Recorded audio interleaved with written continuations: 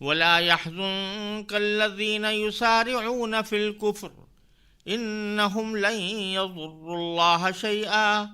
يريد الله ألا يجعل لهم حظا في الآخرة ولهم عذاب عظيم إن الذين اشتروا الكفر بالإيمان لن يضروا الله شيئا ولهم عذاب أليم ولا يحسبن الذين كفروا أنما نملي لهم خير لأنفسهم إنما نملي لهم ليزدادوا إثما ولهم عذاب مهين ما كان الله ليذر المؤمنين على ما أنتم عليه حتى يميز الخبيث من الطيب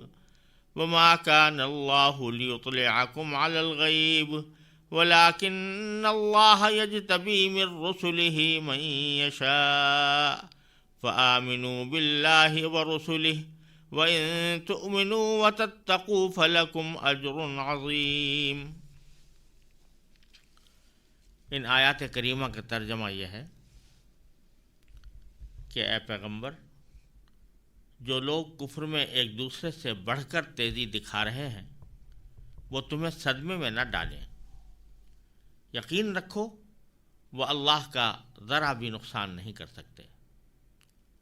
اللہ یہ چاہتا ہے کہ آخرت میں ان کا کوئی حصہ نہ رکھے اور ان کے لیے زبردست عذاب ہے۔ جن لوگوں نے ایمان کے بدلے کفر کو مول لے لیا ہے وہ اللہ کو ہرگز ذرا بھی نقصان نہیں پہنچا سکتے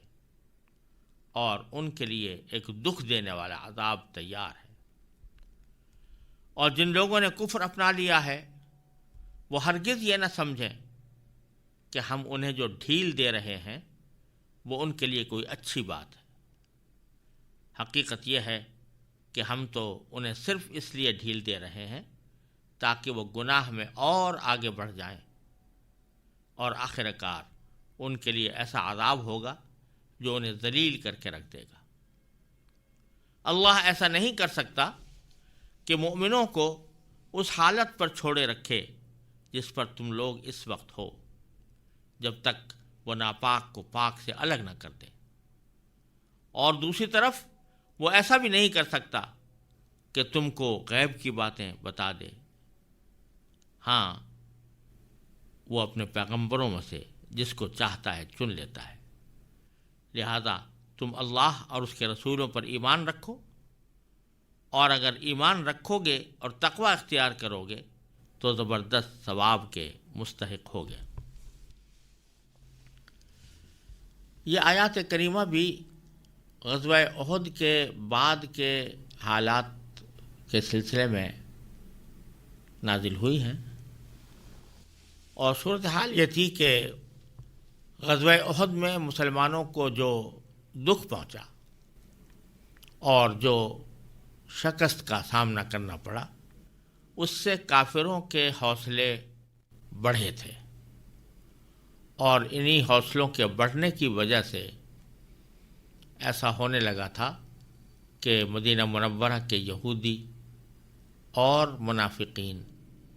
کفار مکہ سے مل کر کچھ ساز باز کرنے کی فکر میں تھے، اور مسلمانوں کو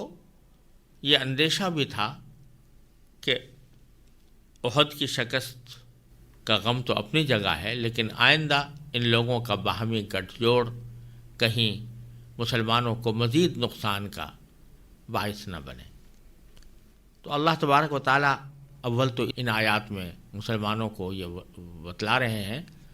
کہ احد میں جو واقعات پیش آئے وہ کچھ خاص اسباب کے ماتحت تھے، اور اب آئندہ ان لوگوں کی کوششیں اور سازشیں مسلمانوں کے خلاف انشاءاللہ کامیاب نہیں ہوں گی۔ دوسرے بعض حضرات کو دل میں یہ خیال بھی آتا تھا کہ باوجود کہ یہ لوگ کافر ہیں اور ایمان کے خلاف، مسلمانوں کے خلاف سازشیں کر رہے ہیں، اللہ تبارک و تعالیٰ سے کھلم کھلا بغاوت کا راستہ اختیار کیے ہوئے ہیں، اس کے باوجود دنیاوی ساز و سامان کے اعتبار سے یہ لوگ اچھے خاصے خوشحال نظر آتے ہیں۔ مسلمانوں کے مقابلے میں ان کی مال ان کی شان و شوکت بھی زیادہ نظر آتی ہے، ان کا مال و دولت بھی زیادہ نظر آتا ہے، اور ان کے مقابلے میں اگر مسلمانوں کو دیکھیں تو وہ فقر و فاقے کی حالت میں ہیں، دنیاوی اعتبار سے اسباب راحت ان کے پاس میسر نہیں ہیں، یہاں تک کہ غزوہ احد کے موقع پر بعض صحابہ کرام کو جب دفن کرنے کا وقت آیا تو ان کے لیے پورا کفن بھی مہیا نہیں تھا، بعض صحابہ کرام کو صرف ایک چادر میں کفن دیا گیا، وہ چادر بھی ایسی تھی کہ سر اگر ڈھکا جائے تو پاؤں کھل جاتے تھے اور پاؤں ڈھکے جائے تو سر کھل جاتا تھا۔ تو یہ شبہ بھی بعض اوقات دل میں لوگوں کے پیدا ہوتا تھا کہ کفار کو تو بڑا عیش و آرام میسر ہے اور مسلمان فقر و فاقے کی زندگی میں گزار رہے ہیں۔ تو ان تمام شبہات اور خیالات کا مداوع بھی اللہ تبارک و تعالی نے ان آیات میں فرمایا ہے۔ پہلے تو یہ فرمایا کہ لا يحزنك الذين يسارعون في الكفر، جو لوگ کفر میں ایک دوسرے سے بڑھ کر تیزی دکھا رہے ہیں وہ آپ کو صدمے میں نہ ڈالیں، انہم لن یضروا اللہ شیئا، یقین رکھو کہ وہ اللہ کا ذرا بھی نقصان نہیں کر سکتے، کیونکہ نفع و ضرر تو تمام اللہ تعالیٰ کے ہاتھ میں ہے، کوئی بھی سازش خود سے کامیاب نہیں ہو سکتی جب تک کہ اللہ کی مشیت اس کے ساتھ شامل نہ ہو۔ اور پھر آگے فرمایا کہ یرید اللہ اللہ یجعل لہم حظا فی الآخرہ، اللہ یہ چاہتا ہے کہ آخرت میں ان کا کوئی حصہ نہ رکھے، یعنی آخرت میں تو ان کو کچھ ملنے والا ہے نہیں، لہذا یہ دنیا کے اندر جو کچھ مال و دولت ان کے پاس ہے یا شان و شوکت ان کے پاس ہے تو یہ چند روزہ ہے، اور اس چند روزہ مال و دولت اور شان و شوکت کی وجہ بھی بعض اوقات یہ بھی ہوتی ہے کہ کافروں کو جو مسلمان نہیں ہوتے، ایمان نہیں رکھتے، اگر وہ کوئی نیکی کا کام کرتے بھی ہیں، کسی غریب کی مدد کر دی، کسی کو فائدہ پہنچا دیا، تو اللہ تبارک و تعالیٰ آخرت کے بجائے دنیا ہی میں ان کو بدلہ دے دیتے ہیں۔ تو اللہ تبارک و تعالیٰ یہ نہیں چاہتا کہ آخرت میں ان کے پاس ان کا کوئی حصہ ہو، جب یہ آخرت میں آئیں تو اللہ تعالیٰ کے ذمے ان کے کسی عمل کا بدلہ دینا ہو، جو کچھ بدلہ ہوتا ہے وہ یہیں پر دے دیا جاتا ہے۔ وَلَهُمْ عَذَابٌ عظیم، اور بالآخر ان کے لیے ایک زبردست عذاب تیار ہے۔ پھر اسی بات کو اگلی آیت کے اندر دوبارہ دہرایا کہ ان الذین اشتروا الکفر بالایمان، کہ جن لوگوں نے ایمان کے بدلے کفر کو مول لے لیا ہے، ان کا کیا، ان کی کچھ اٹھتی نہیں ہے، لن یضروا اللہ شیئا، وہ اللہ کو ہرگز ذرا بھی نقصان نہیں پہنچا سکتے۔ اور اللہ کو نقصان کیا پہنچائیں گے؟ اللہ کو تو کوئی بھی کسی حالت میں بھی نقصان نہیں پہنچا سکتا، لیکن یہاں سے بظاہر اشارہ اس طرف ہے کہ جو اللہ کے ولی ہیں، جو اللہ کے دین کے پیروکار ہیں، ان کو بھی نقصان نہیں پہنچا سکیں گے۔ وَلَهُمْ عَذَابٌ علیم، اور ان کے لیے ایک دکھ دینے والا عذاب تیار ہے۔ پہلے فرمایا تھا کہ وہ لوگ جو کفر میں تیزی دکھا رہے ہیں، ایک دوسرے سے بڑھ کر تیزی دکھا رہے ہیں، اور دوسری آیت میں یہ فرمایا کہ جنہوں نے ایمان کے بدلے کفر کو مول لے لیا ہے۔ دونوں میں نتیجے کے اعتبار سے کوئی فرق نہیں، نتیجہ دونوں کا یہی ہے کہ نقصان نہیں پہنچا سکتے، لیکن پہلی آیت میں ان کی جو سازشیں ہیں ان کی طرف اشارہ ہے کہ وہ جو سازشیں کرنا چاہتے ہیں، ایک دوسرے سے تیزی دکھا رہے ہیں کہ ایک دوسرے سے بڑھ چڑھ کر مسلمانوں کو نقصان پہنچانے کی کوشش کریں، وہ نہیں پہنچا سکیں گے۔ اور دوسری آیت میں ان کے اس نقصان نہ پہنچانے کی ایک طرح سے وجہ بیان فرمائی گئی ہے کہ چونکہ انہوں نے سودا ہی ایسا غلط کیا ہے کہ ایمان کے بدلے کفر مول لے لیا ہے، لہذا ان کے کسی کام میں کوئی کامیابی ان کو حاصل نہیں ہوگی، اور ان کے لیے ایک دکھ دینے والا عذاب تیار ہے۔ اور یہاں پر یہ بات بھی معلوم ہوتی ہے کہ اگر مسلمان اپنے دین کے اوپر، دین کے تقاضوں پر ٹھیک ٹھیک عمل کر رہے ہوں تو محض دشمن کی سازشیں ان کو نقصان نہیں پہنچاتی. انجام کار دشمن کی سازشیں ناکام ہوتی ہیں. تھوڑا بہت نقصان پہنچ جائے اور پھر حالات درست ہو جائیں، یہ تو ہوتا ہے، لیکن سازشوں سے مسلمان بالکل تباہ و برباد ہو جائیں یہ نہیں ہو سکتا. اور اس کی جب تک کہ وہ صحیح طور پر دین پر قائم ہے. ہاں البتہ اگر وہ خود اپنا غلط راستے پر پڑ جائیں اور راستے سے بھٹک جائیں تو پھر دشمنوں کی سازشیں میں کامیاب ہو جاتی ہیں. آگے فرمایا وَلَا يَحْسَبَنَّ الَّذِينَ كَفَرُوا أَنَّمَا نُمْلِي لَهُمْ خَيْرٌ لِأَنفُسِهِمْ.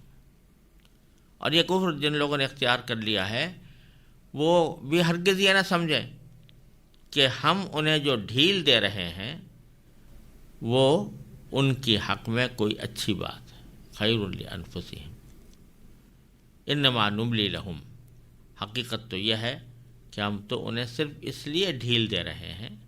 لیزدادوا اثما، تاکہ وہ گناہ میں اور آگے بڑھتے چلے جائیں. ولہم عذاب مہین، اور آخر ان کے لیے ایسا عذاب ہوگا جو انہیں ذلیل کر کے رکھ دے گا. یعنی ان کو جو ڈھیل مل رہی ہے کہ باوجود ان کی نافرمانیوں کے، باوجود ان کی خطا کاریوں کے، باوجود ان کی دشمنیوں کے، اس کے باوجود اللہ تبارک و تعالی دنیا میں ان کو دولت بھی دے رہے ہیں، مال بھی دے رہے ہیں، عزت بھی دے رہے ہیں بظاہر. لیکن تو اس سے یہ نہ سمجھیں کہ یہ کوئی بہت اچھی بات ہے ان کے حق میں، بلکہ یہ تو بڑی خطرناک بات ہے. کیونکہ ڈھیل دینے کا معنی یہ ہے کہ اللہ تبارک و تعالیٰ اس کو اس کے حال پر چھوڑ دیتے ہیں. جس طرح بھی کر رہا ہے کرتا رہے،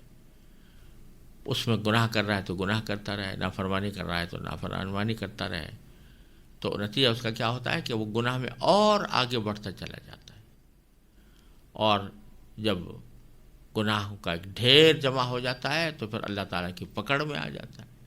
اور آخرت میں جا کر اس کے لیے ایک ایسا عذاب ہوگا جو اس کو ذلیل کر کے رکھ دے گا. اس سے معلوم ہوا کہ اگر کوئی شخص معصیتوں کے باوجود، گناہوں کے باوجود دنیا میں خوشحال رہ رہا ہے تو اس سے یہ نہ سمجھنا چاہیے کہ اللہ تعالیٰ اس سے راضی ہے، یا اللہ تعالیٰ اس کے اوپر دنیا میں اس لیے کرم کر رہا ہے کہ اس کی یہ گناہ خود بخود معاف ہو گئے ہیں. بلکہ حقیقت اللہ بچائے یہ ہوتی ہے کہ ایسے موقع پر اللہ تعالیٰ کی طرف سے ڈھیل دی جا رہی ہوتی ہے، اور یہ بڑی خطرناک بات ہے جو کسی انسان کو پیش آ سکتی ہے. اگلی آیتوں میں اللہ تبارک و تعالیٰ نے یہ فرمایا ہے کہ مسلمان جو اس وقت بظاہر دنیاوی اعتبار سے بدحالی کا شکار ہیں اور جنگ احد میں بھی ان کو دکھ پہنچا ہے، تو اس کی وجہ کیا ہے؟ وہ فرمایا کہ ما کان اللہ لیذر المؤمنین علی ما انتم علیہ. اللہ ایسا نہیں کر سکتا کہ مومنوں کو اس حالت پر چھوڑے رکھے جس پر تم لوگ اس وقت ہو. یعنی اس وقت تو صورتحال یہ ہے کہ مسلمان اور منافقین ملے جلے رہ رہے ہیں. بہت سے مسلمانوں کو پتہ نہیں کون منافق ہے کون نہیں ہے. وہ بظاہر دعویٰ اسلامی کا کرتے ہیں، مسلمانوں کے ہونے کا دعویٰ کرتے ہیں. تو اللہ تبارک و تعالیٰ چاہتا ہے کہ مسلمانوں پر بھی واضح ہو جائے کہ منافق کون ہے. لہذا وہ یہ چاہتا ہے کہ ناپاک کو پاک سے الگ کر دے. ناپاک سے مراد ہے منافقین اور پاک سے مراد ہے مسلمان. تو وہ کس طرح ادا کر دے، الگ کر دے، اس کا ایک طریقہ تو یہ تھا کہ اللہ تبارک و تعالیٰ ہر مسلمان کے پاس ایک فہرست دے دے منافقین کی،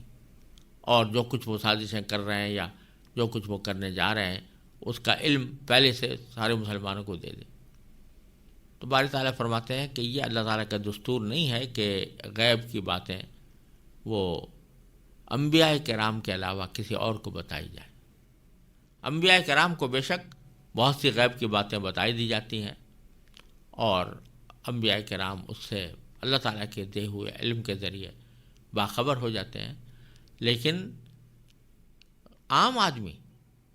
جو انبیاء کرام میں شامل نہیں ہے اس کو غیب کی خبریں اللہ تعالیٰ براہ راست نہیں پہنچاتے، ہاں انبیاء کرام کے ذریعے پہنچا دیتے ہیں۔ تو اس لیے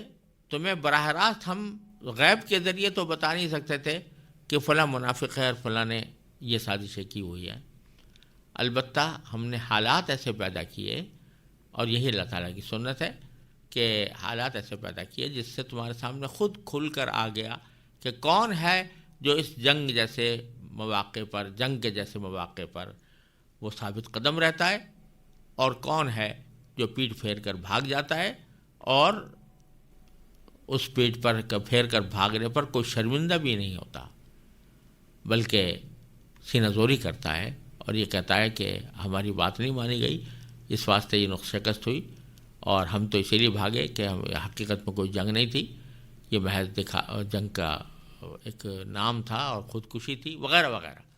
تو بجائے اس پر شرمندگی کا اظہار کرنے کے وہ سینہ زوری کرتے ہیں، تو اس کے نتیجے میں لوگوں پر واضح ہو جاتا ہے کہ یہ منافق ہیں۔ تو اللہ تعالیٰ نہیں چاہتا کہ تمہیں اس حالت پہ چھوڑ دے کہ تمہیں پتہ ہی نہ ہو کہ کون پاک ہے، کون ناپاک ہے، کون مسلمان ہے، کون منافق ہے۔ تو فرمایا کہ ما کان اللہ ایسا نہیں کر سکتا، لیذر المؤمنین کہ مسلمانوں کو چھوڑ دے، علی ما انتم علیہ اس حالت پر جس پر تم اس وقت ہو، حتی یمیز الخبیث من الطیب یہاں تک کہ وہ ناپاک کو پاک سے الگ نہ کر دے۔ وما کان اللہ لیطلعکم علی الغیب، اور دوسری طرف وہ ایسا بھی نہیں کر سکتا کہ تم کو براہ راست غیب کی باتیں بتا دے۔ ولیکن اللہ یجتبی من رسلہ من یشاء، ہاں وہ جتنا بتانا مناسب سمجھتا ہے اس کے لیے اپنے پیغمبروں میں سے جس کو چاہتا ہے چن لیتا ہے۔ یعنی غیب کا مکمل علم تو صرف اللہ تعالیٰ کے پاس ہے، لیکن وہ اپنے پیغمبروں میں سے جس کو چاہتا ہے، جتنا چاہتا ہے، غیب کی باتیں بتا دیتا ہے۔ لہذا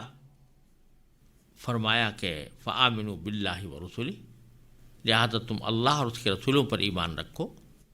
وإن تؤمنوا وتتقوا، اور اگر ایمان رکھو گے اور تقوی اختیار کرو گے، فلکم اجر عظیم، تو تمہارے لیے بہت زبردست ثواب تیار ہے اللہ تعالیٰ کے پاس، تمہیں وہ ثواب ملنے والا ہے۔